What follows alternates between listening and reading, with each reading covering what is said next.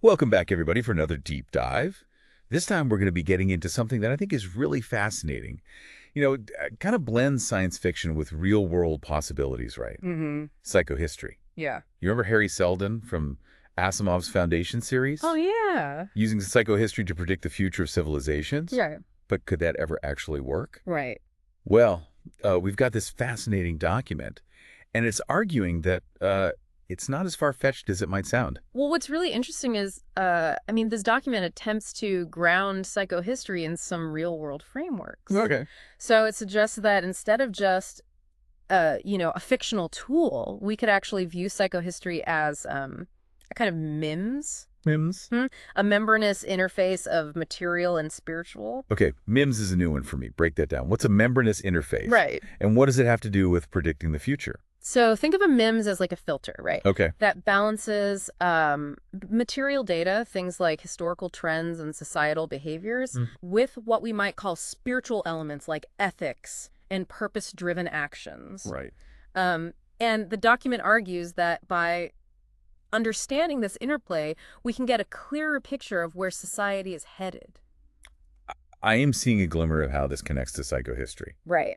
But how would a MIMS actually work in practice? It still feels very theoretical to me. Well, let's go back to Harry Seldon Okay. and his foundation. Okay, yeah. The document argues that the foundation itself acts as a kind of MIMS, We've got- guiding humanity through a chaotic period. Right? Yeah. It's like a real-world example of how a MIMS could function, right?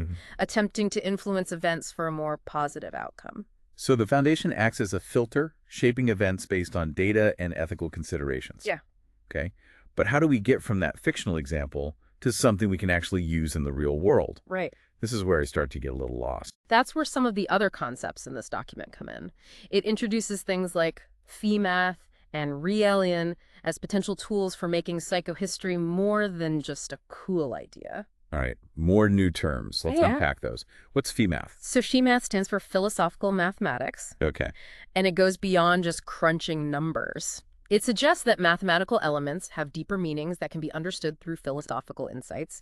It's almost like numbers and symbols become these gateways to understanding deeper truths about how society functions. So it's not just about collecting data. Right. It's about understanding the underlying meaning and the motivations behind that data.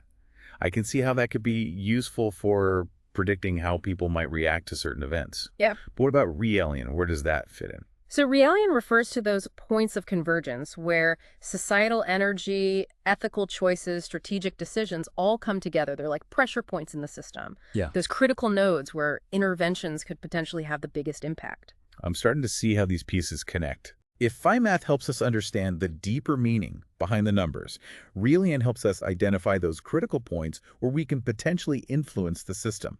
It's like finding the levers that can actually steer things in a different direction. That's a great way to put it. But this document goes even deeper. It introduces this framework called a big G, Whoa. which attempts to explain the fundamental forces that shape reality itself. Big G. We're getting pretty cosmic here. How does this framework connect to psychohistory and this idea of actually predicting the future? Right. Okay. The Big G framework essentially proposes 6 core forces: Lord, force, ether, numbers, physics, and God. 6 core forces. Yeah. These forces, according to the document, are the building blocks of reality and influence how all systems, including societies, evolve. Okay, 6 fundamental forces shaping reality. Sounds interesting, but how does this help us predict where society's going? Are we supposed to plug these forces into some kind of equation? It's not quite that simple. The document argues that these Big G forces interact with what it calls the 5 forces of life: karma, destiny, chaos, fate, and luck. It's about understanding how these forces interplay within the framework of Big G and how they influence societal changes. So we're not just talking about data points and historical trends anymore. We're layering in this whole other dimension of metaphysical forces and how they interact with the physical world. That's a pretty radical concept. It is, and that's where things get even more intriguing.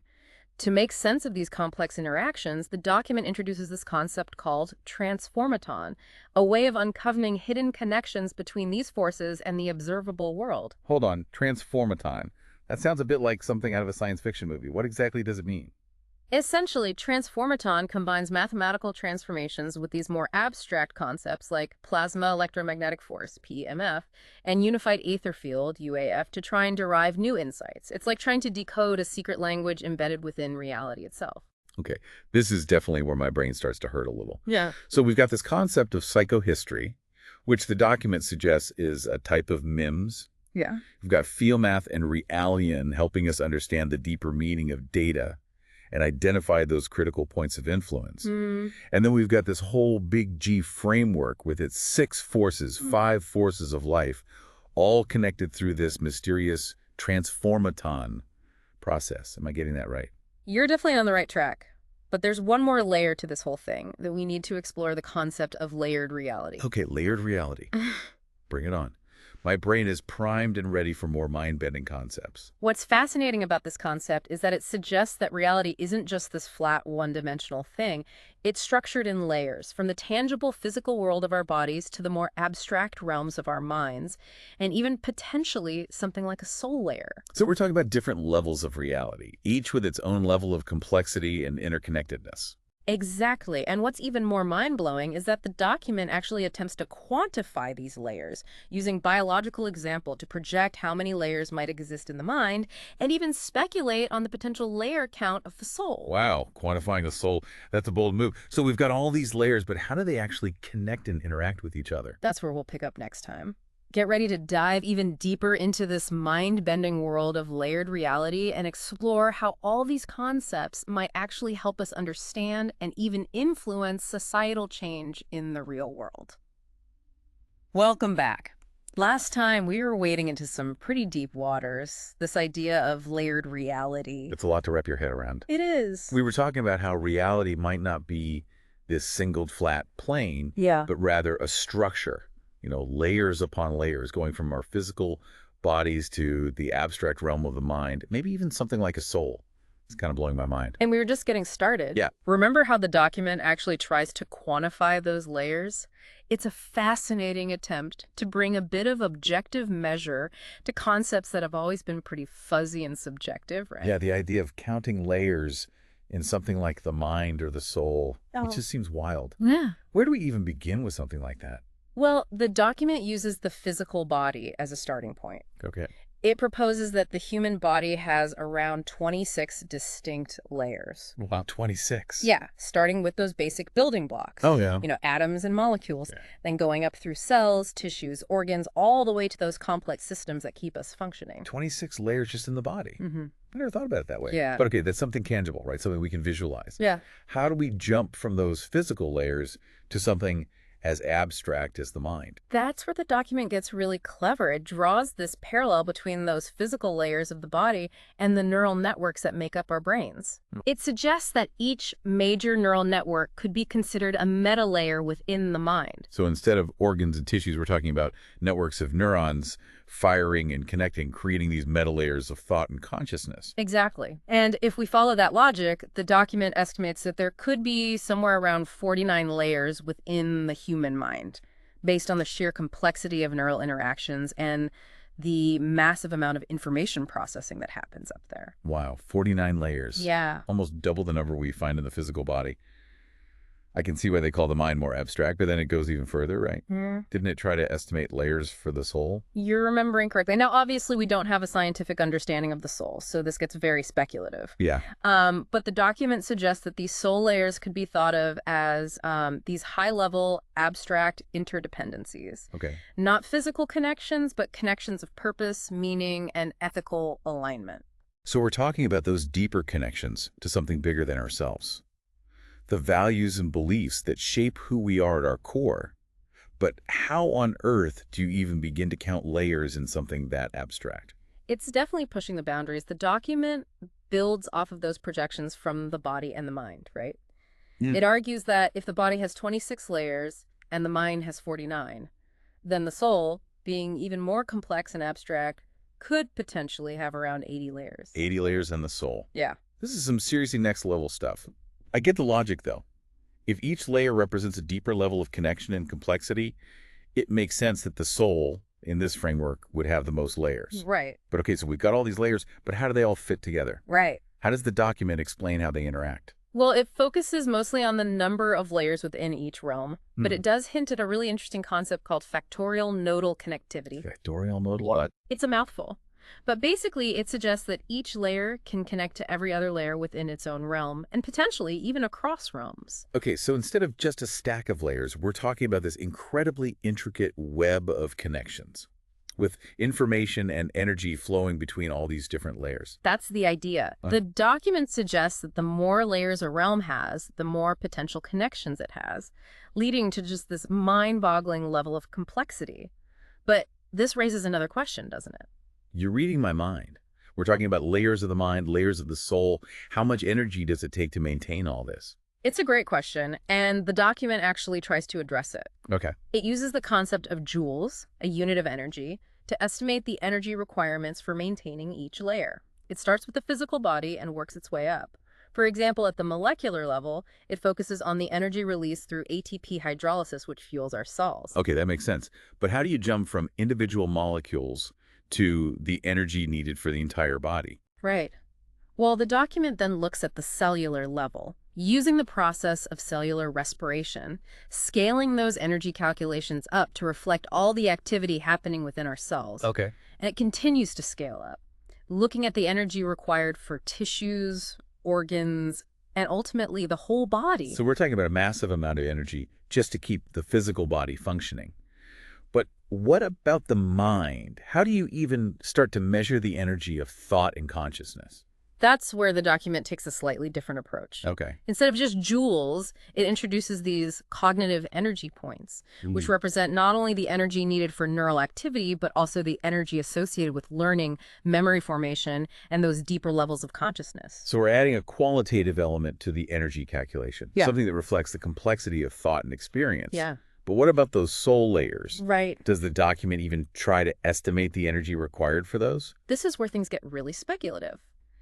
The document suggests that the soul layer, being the most abstract and interconnected, might actually require the least amount of tangible energy. Really? Yeah, it's more about maintaining those deep connections, those networks of purpose and meaning, than about fueling physical processes. So maybe the soul operates on a different kind of energy, Yeah. something more aligned with intention and purpose than the energy that we measure in joules. That's what the document seems to suggest. Interesting. It proposes that the soul layer might even draw energy from those connections themselves, from a kind of harmonious alignment with universal principles. Okay, we've got these layers, these connections, these different forms of energy. It's a lot to absorb, but I think I'm starting to see the bigger picture.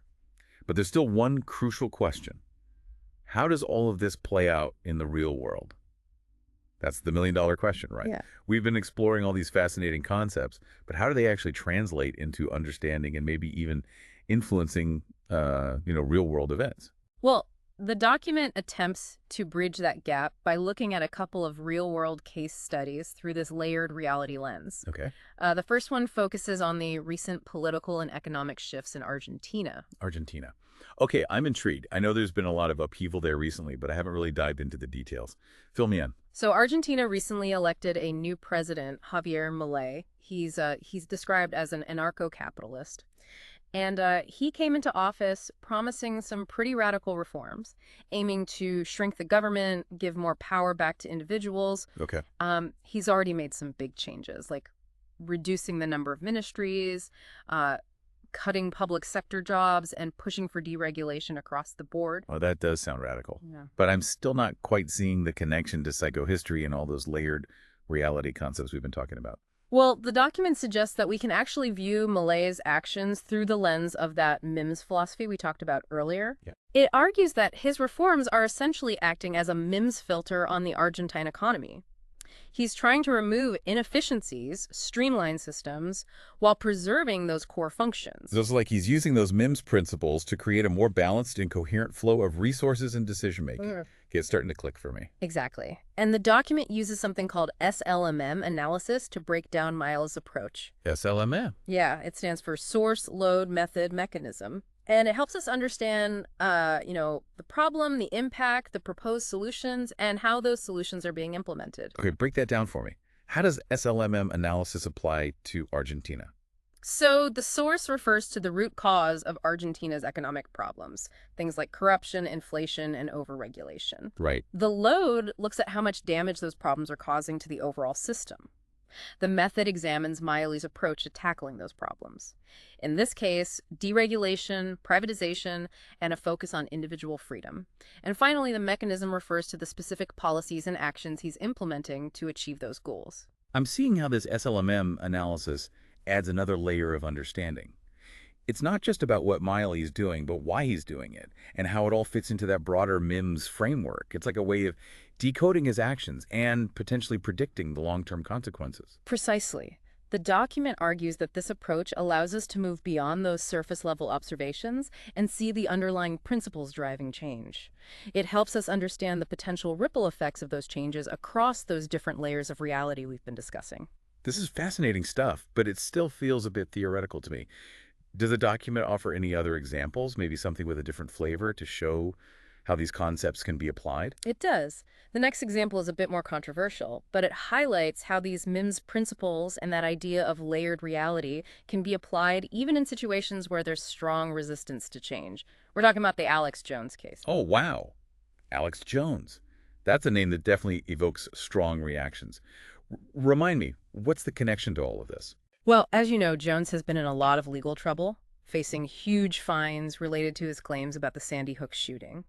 He recently declared bankruptcy, and there's been a lot of controversy around what's happening with his InfoWars assets. Right, I remember hearing about that. But how does this connect to MIMS and psychohistory?